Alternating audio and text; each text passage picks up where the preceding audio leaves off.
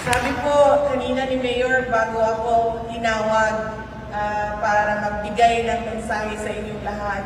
Parati daw ako nandito sa Nueva Vizcaya.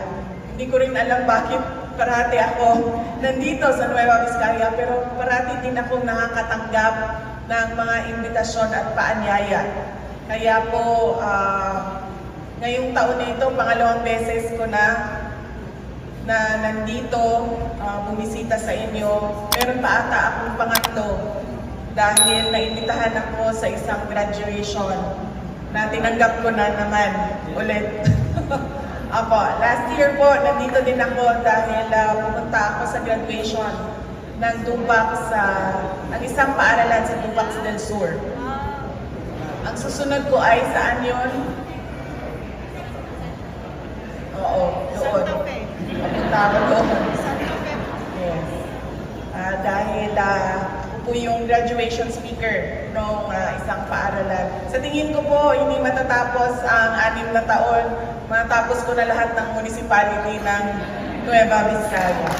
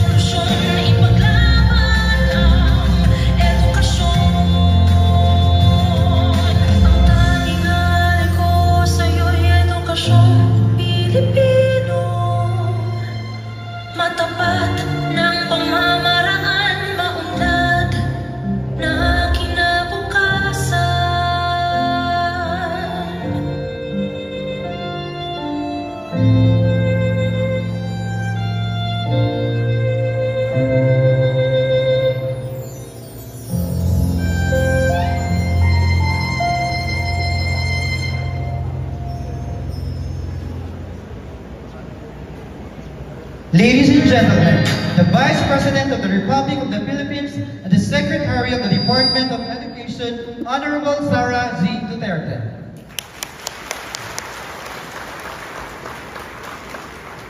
Maraming salamat. Maaari po kayong maupo.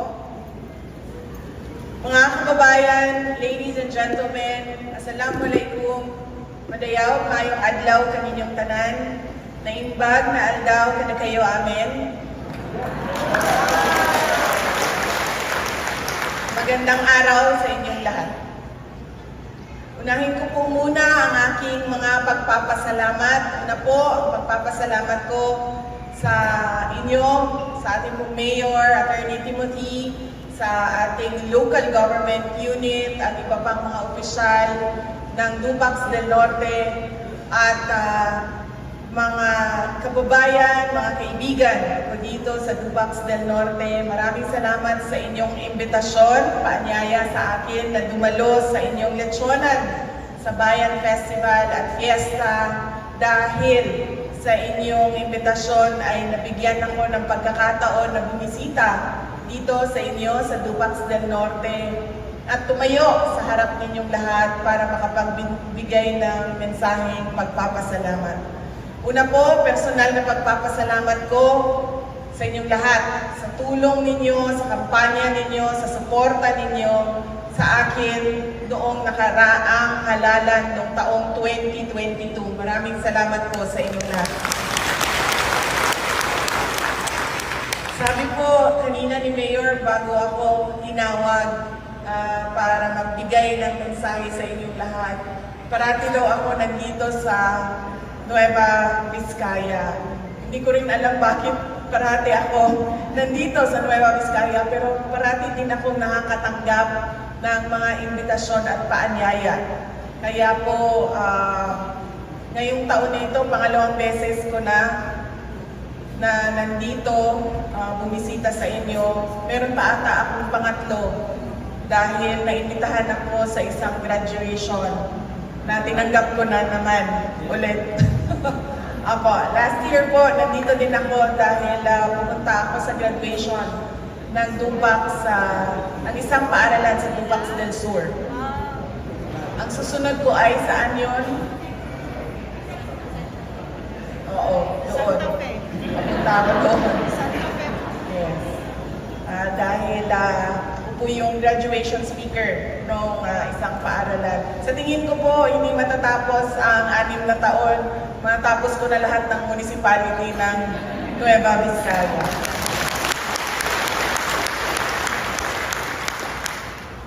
Sabi nung kasamahan ko sa Department of Education, sabi niya, may schedule ka sa Tuesday. Sabi niya, tapusin mo na yung graduation, palarong pambansa, Learners Convergence, tsaka Festival of Talents, at Brigada Eskwela, at pagbubukas ng pasukan sa August. Sabi niya, tapusin ko na daw yun lahat ngayong umaga na ito. Sabi ko sa kanya, may meeting na gagawin doon sa central office. Sabi niya, ito yung listahan, tapusin mo na lahat para maibaba na natin. Sabi ko doon sa kasamahan ko sa Department of Education, sabi ko, naiintindihan ko na kailangan mo na yan, ngayong Tuesday na yan, pero pwede ba na sa hapon na ng Martes mo, ipagawa sa akin yan? Kasi kakain pa ako ng lechon sa umaga.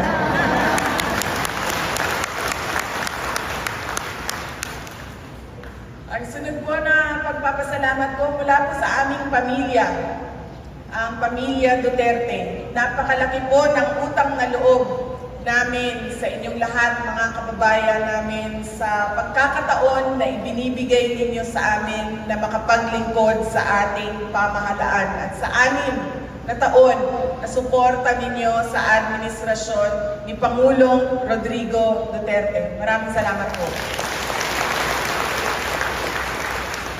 At ang huling pagpapasalamat ay mula po kay Pangulong Bongbong Marcos. Nagpapasalamat siya sa suporta ninyo sa kanyang adhikain, sa kanyang pangarap na isang bagong Pilipinas para sa ating bayan. Maraming salamat.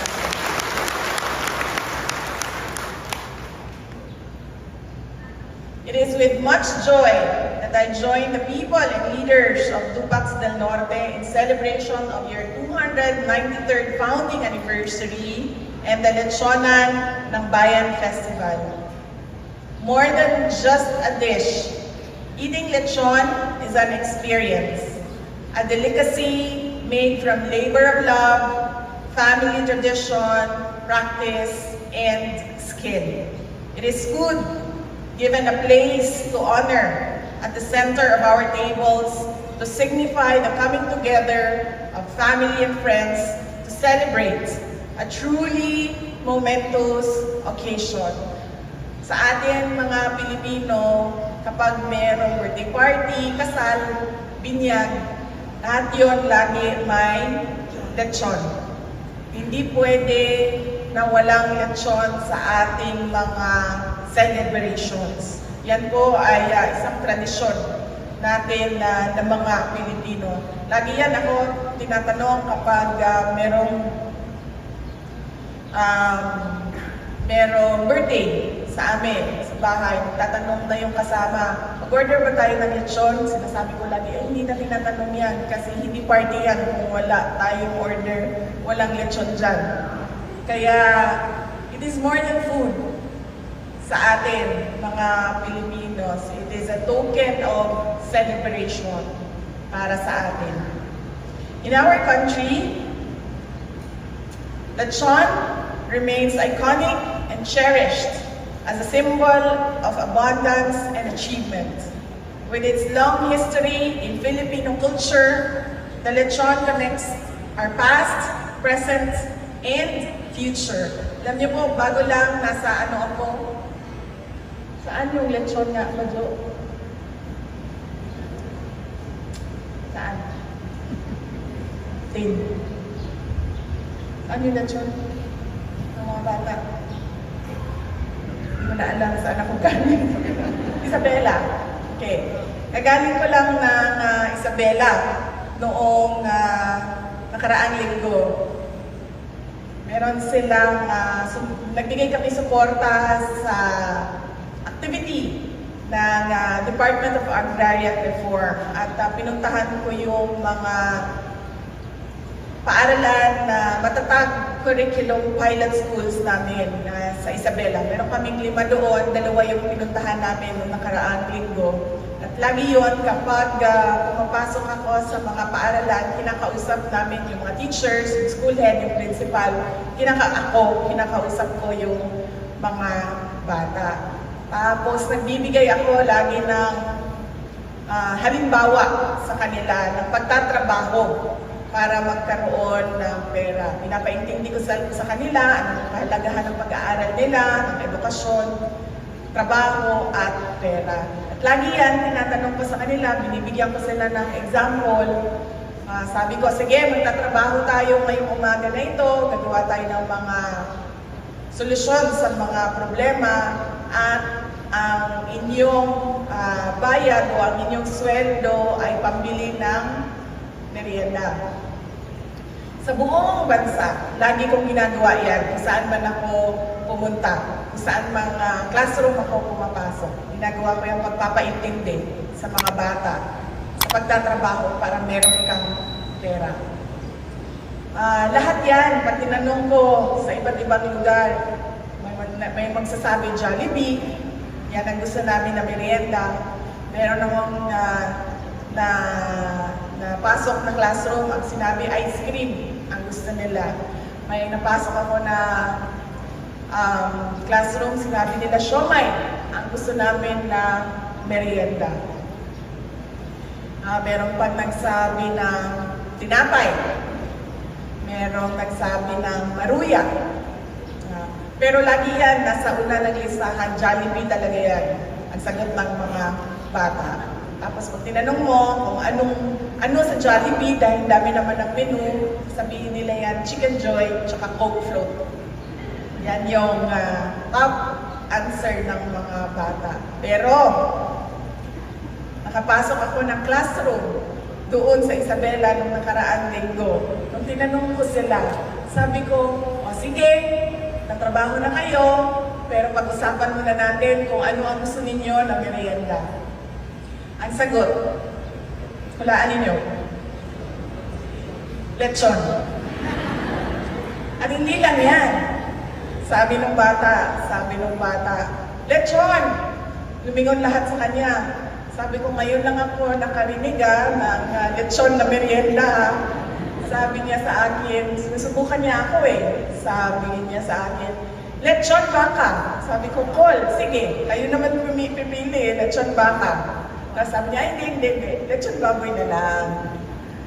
First time ko, noong isang linggo na nakapasok ng classroom na lechon ang pinili na merienda ng mga bata. So hindi na lang siya pang party, hindi na lang siya pang fiesta, doon sa Isabela, pang merienda siya.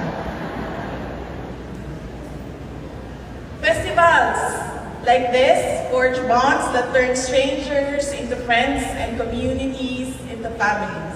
It is an opportunity to set aside our differences and celebrate the triumphs of our nation. I commend the local government unit of Dupax del Norte for organizing today's Lechonan ng Bayan Festival. Your unfailing dedication of ensuring that the people of Dupax del Norte remains united despite various challenges is beyond commendable. To the participants and volunteers of this festival, ilang lechon ang ililechon natin ngayong umaga na ito? 80?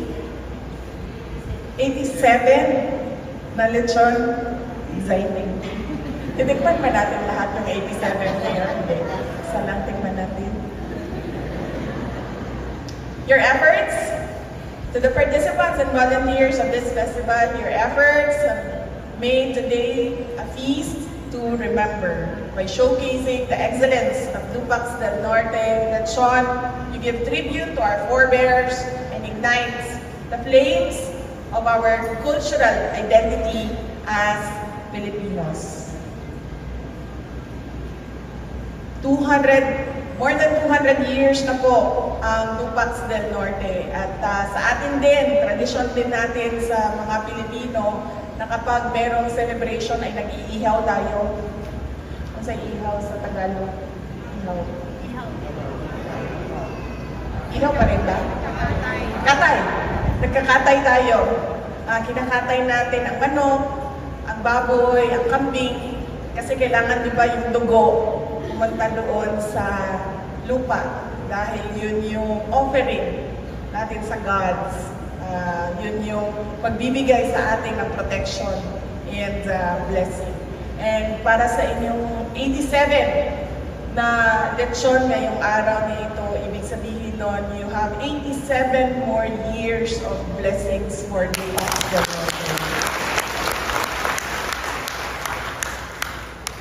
The Office of the Vice President and the Department of Education supports all the programs that bolster Filipino cuisine towards international recognition.